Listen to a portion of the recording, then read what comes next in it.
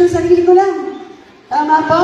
Hindi naman ako kinutawan ng Distrito 2 para hindi ko tanongin kung ano yung kinakatawan ko. Tama po ba ako doon?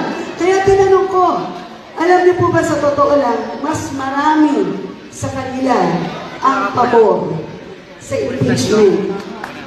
Ayan, kasi po ganito. Alam naman natin, hindi na ako magpapaka-ipokrito sa inyo. Hindi na ako na kapag tayo ay hindi kasama sa majority, karamihan na nangyayari, karaniwan na nangyayari, nawawalan ng pondo.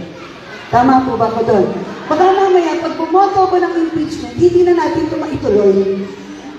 Di ba? Kasi yung podong inilaan dito, baka makuha na. Di ba? Nakukuha po ninyo.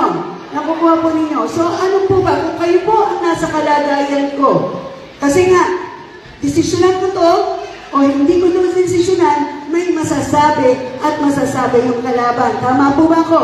So, ano mas iisipin ko? Ako na lang ang sasalo lahat ng mga pambala niya. Di ba? Pero ang importante, nasalig ko yon para hindi kayo